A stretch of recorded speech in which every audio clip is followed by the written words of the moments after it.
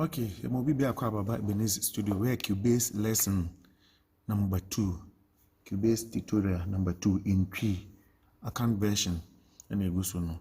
Ai, ho be hia so wankasa so betima no kan fa so record nyom.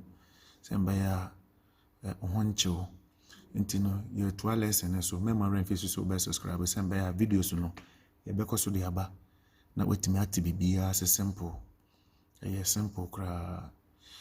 Nti ye to aso na no yesu akwan fa so be a new project.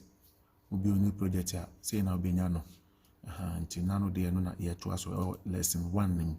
Nti obi a say na surface ne tie. One say imu na empty. Nti ye ne ba aba be ye project ni nyina gum. Nti bibia ye ne be add. Nti before obetimi a record voices no obehia audio channel.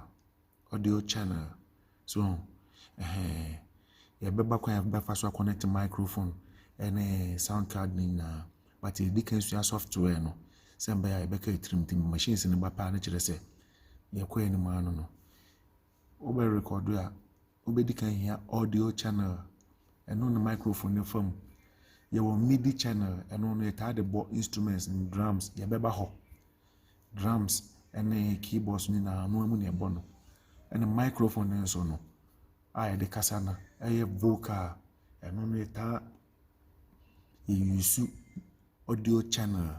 So now microphone is say ye live recordings be see a picking in live no mostly I use one microphone into one microphone they are not just a mono channel and a be use so umia F4 control but there be F4 umia F4 input no ha into boso sound card ni din beba beto sa microphone lines no ho into here microphone back up left and right and that ho so F4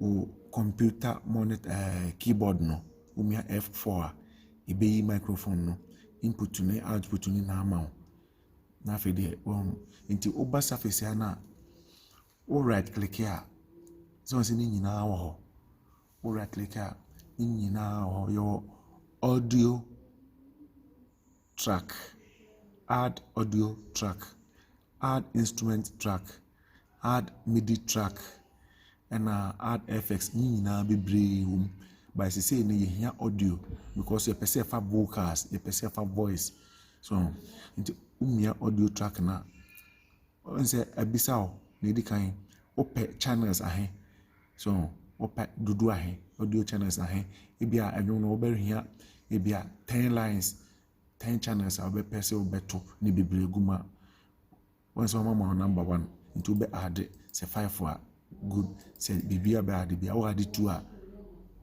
na fe hwe ha onse mono ha onse mono because microphone e ba kope and I say be record one that them 15 no you use mono we use stereo beba but I record one side either say speaker no better voice no more left and kwa and right and kwa until you use mono so until once speaker no ha until speaker mono so to you choose mono na one me okay once I add channels and you select it two into once I add it two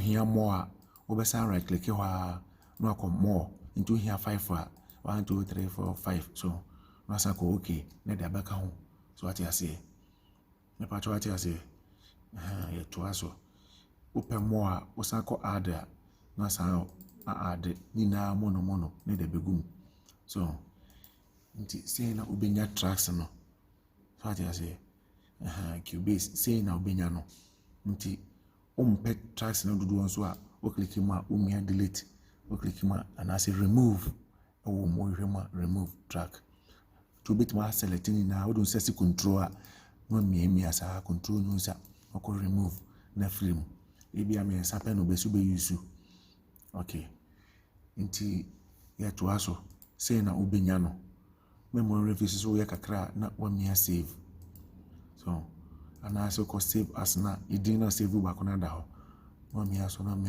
save and one no Okay, nti sei na wobenya no mono no. Wode wo nsa si gyeen a keyboard no so gyeen a ɛbɛma wo ɛbɛtumi abie track no mu ɛbɛclose no. So ne ɔhono dodoɔ a pɛ so yɛ no.